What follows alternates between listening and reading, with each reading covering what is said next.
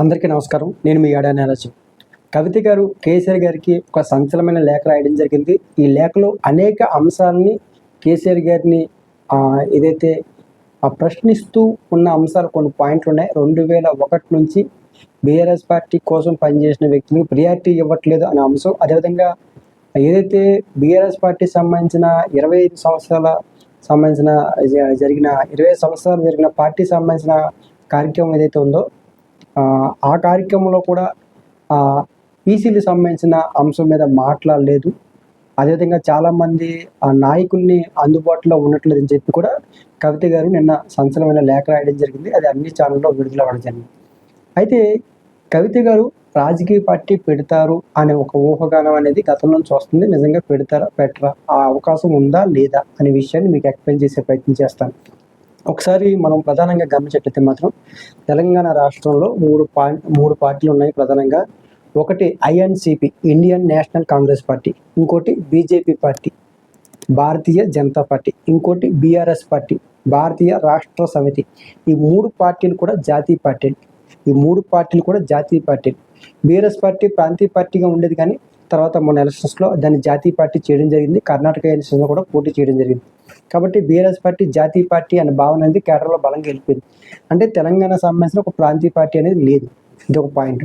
అదేవిధంగా తెలంగాణ ఎన్నికల సమయంలో కూడా నాకు విషయం చెప్పడం జరిగింది.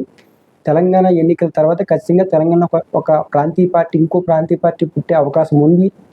ఏదైతే టీఆర్ఎస్ పార్టీని బీఆర్ఎస్ చేశారో అప్పుడే ఇంకో పార్టీ, ప్రాంతీయ పార్టీ తెలంగాణ పుట్టే అవకాశం ఉంటుందని చెప్పి నేను తెలంగాణ ఎన్నికల సమయంలోనే చెప్పడం జరిగింది.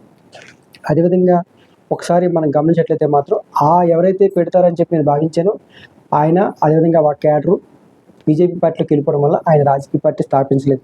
అదేవిధంగా తెలంగాణలో ఎన్నికల తర్వాత రేవంత్ రెడ్డి సర్కారు, అదేవిధంగా కాంగ్రెస్ పార్టీ అధికారంలోకి వచ్చిన తర్వాత బీసీ సంబంధించిన రిజర్వేషను, బీసీ సంబంధించిన 42% రిజర్వేషన్ అంశం, అదేవిధంగా బీసీ సంబంధించిన కులగన అంశం అనేది చాలా పెద్ద ఎత్తున పోరాటం చేయడం జరిగింది. అదేవిధంగా ఈ బీసీ సంఘాలు చేసిన పోరాటానికి తెలంగాణలో కాంగ్రెస్ ప్రభుత్వం, అదేవిధంగా రేవంత్ రెడ్డి సర్కార్ కూడా బీసీల కోసం 42% రిజర్వేషన్ ఇస్తారని చెప్పి అసెంబ్లీలో తీర్మానం చేయడం జరిగింది. ఆ తీర్మానాన్ని కేంద్రానికి కూడా పంపించడం జరిగింది. కాబట్టి ఈ విషయం మీద కూడా కేసీఆర్ గారు మాట్లాడలేదనే విషయాన్ని కవిత గారు చెప్పడం జరిగింది. అంటే ఇక్కడ బీసీ సంబంధించిన నిర్ణయాలు బలంగా ఉంది. అదేవిధంగా నిన్న కవిత గారు కేసీఆర్ గారికి రాసిన 2 ప్రధాన అంశాలు ఏంటంటే 2001 నుంచి బీఆర్ఎస్ పార్టీలో పనిచేసిన క్యాడర్ని వాళ్ళని కలవడం కానీ, లేకపోతే వాళ్ళకి సంబంధించిన సరైన ప్రియారిటీ ఇవ్వట్లేదని చెప్పడం జరిగింది. అదేవిధంగా బీసీ సంబంధించిన విషయం మీద కూడా కేసీఆర్ గారు సరిగ్గా రెస్పాండ్ అవ్వలేదు, దాని మీద మాట్లాడుంటే బాగున్నాం అన్న విషయం చెప్పడం జరిగింది. ఈ 2 అంశాలు మనం గమనించినట్లయితే మాత్రం ఈ 2001 నుంచి టీఆర్ఎస్ పార్టీలో బీఆర్ఎస్ పార్టీలో పనిచేసిన క్యాడర్ కావచ్చు, ఈ బీసీ సంబంధించిన నాయకులు కావచ్చు, వీళ్ళిద్దరిని కూడా కలుపుకొని ఖచ్చితంగా కవిత గారు ఒక రాజకీయ పార్టీ, ప్రాంతీయ పార్టీ పెట్టే అవకాశం ఉంటుంది. ఈ ప్రాంతీయ పార్టీ పేరు ఖచ్చితంగా ముందు తెలంగాణ అనే పదం ఉండేలాగా, ఆ తర్వాత మిగతా, ఉదాహరణకి తెలంగాణ జాగృతి సమితి అని ఉంది, దాన్ని కూడా ఒక రాజకీయ పార్టీ చేయొచ్చేమో. తెలంగాణ జాగృతి సమితి అనేది ఒక రాజకీయ పార్టీ చేసి ఉండొచ్చేమో, లేదా సామాజిక తెలంగాణ, ఇలాగా ఏదైనా పార్టీ పెట్టే అవకాశం ఉంటుంది. కాబట్టి ఖచ్చితంగా తెలంగాణలో ఇంకో ప్రాంతీయ పార్టీ పెట్టే అవకాశం, స్పేస్ ఉంది. కాబట్టి ఎవరో ఒకరు పార్టీ పెడతారని చెప్పి గత సంవత్సరం నుంచి చూశారు, కానీ ఎవరు పెట్టలేదు. కాబట్టి ఖచ్చితంగా కేసీఆర్ గారు, కవిత గారు, వీళ్ళందరూ కూడా బీఆర్ఎస్ పార్టీ సంబంధించిన క్యాడర్ కూడా ఒక రకమైన ఆలోచించుకొని ఒక స్ట్రాటజీ ప్రకారం ఒక రాజకీయపరమైన వ్యూహంతో వెళ్ళారని చెప్పి నేను భావిస్తాను. కవిత గారు కేసీఆర్ గారిని విమర్శించారని నేను భావించట్లేదు.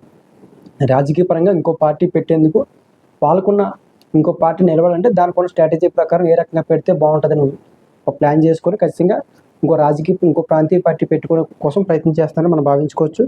కాబట్టి ఖచ్చితంగా తెలంగాణలో ఇంకో ప్రాంతీయ పార్టీ పెట్టే అవకాశం ఉంటుంది.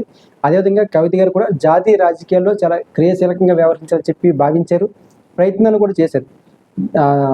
కాబట్టి ఆ ప్రయత్నాలు అనేవి జరగలేదు. కాబట్టి ఖచ్చితంగా ప్రాంతీయ తత్వంతో ఖచ్చితంగా మళ్ళీ మనం లిఫ్ట్ అవ్వచ్చు అనే భావన ఉంది. అదేవిధంగా ఖచ్చితంగా ప్రాంతీయ పార్టీ పెడితే మాత్రం స్పేస్ ఉంది. కాబట్టి ప్రాంతీయ పార్టీ పెట్టి బీసీ నినాదం, అదేవిధంగా పాత క్యాడర్ ఏదైతే ఉందో టీఆర్ఎస్ పార్టీలో పనిచేసిన ఆ క్యాడర్ని కూడా, ఎందుకంటే ఆ క్యాడర్ ఇంకో పార్టీకి వెళ్ళిపోకుండా ఈ 2 పార్టీలు కూడా, ఈ 2 అంశాలను పట్టుకొని ఖచ్చితంగా కవిత గారు రాజకీయ పార్టీ స్థాపించే అవకాశాలు ఉన్నాయి. నాకున్న అవగాహన ప్రకారం స్పేస్ ఉంది, వాళ్ళకి ఆ రకమైన సోర్స్ ఉంది, వాళ్ళకి అవకాశాలు ఉన్నాయి. వాళ్ళు పెట్టే ఆలోచనలు కూడా ఉన్నాయి కాబట్టి ఖచ్చితంగా ఇంకో ప్రాంతీయ పార్టీ పెట్టుకునే అవకాశం ఉంది. అప్పుడు ప్రభుత్వ వ్యతిరేకత కావచ్చు, ఈ బీసీలు కావచ్చు, లేకపోతే పాత క్యాడర్ కావచ్చు, ఈ 3 కలిసి రేపు పొద్దున ఈ 3 క్యాడర్లు కూడా కలిసి ఖచ్చితంగా ఈ యొక్క ఏదైతే కవిత గారు పెట్టే ప్రాంతీయ పార్టీకి ఖచ్చితంగా వీళ్ళందరూ ఒక పని చేసే అవకాశం ఉంటాయి. కాబట్టి ఖచ్చితంగా కవిత గారు నిన్న చేసిన ఏవైతే కేసీఆర్ గారికి రాసిన లేఖ సంబంధించిన అంశాల్లో ఖచ్చితంగా రాజకీయ పార్టీ పెట్టడానికి సిద్ధంగా ఉన్నారని నేనైతే భావిస్తున్నాను.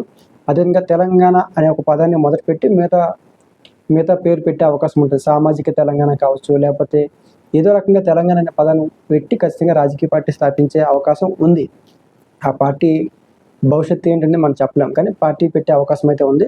ఈ క్యాడర్ కూడా పాత క్యాడర్ని, అదేవిధంగా బీసీ సంబంధించిన ఏదైతే క్యాడర్ ఉందో బీసీకి సంబంధించిన ఈ క్యాడర్, ఈ పాత క్యాడర్ ఇద్దరిని కూడా కలుపుకొని ఒక ప్రాంతీయ పార్టీ పెట్టే అవకాశం ఉంటుంది. కాబట్టి ఏదైతే తెలంగాణలో కవిత గారు రాసిన లేఖ ఏదైతే ఉందో ఆ లేఖకి వెనకట్ల ఇంత రాజకీయపరమైన వ్యూహం ఉంది. రాజకీయ వ్యూహంతో ఈ రకమైన రాజకీయపరమైన వ్యూహంతో ఇక్కడ ఒక ప్రాంతీయ పార్టీ లేదు కాబట్టి ఖచ్చితంగా ప్రాంతీయ పార్టీ నిలుపుకోవచ్చు. పాత క్యాడర్ బీఆర్ఎస్ పార్టీలో 2001 నుంచి పనిచేసిన క్యాడర్, బీసీల క్యాడర్, ఈ 2 క్యాడర్ని కలుపుకొని ఖచ్చితంగా ప్రాంతీయ పార్టీ నిలబెడితే మాత్రం ఖచ్చితంగా నిలబడే అవకాశం ఉంటుంది.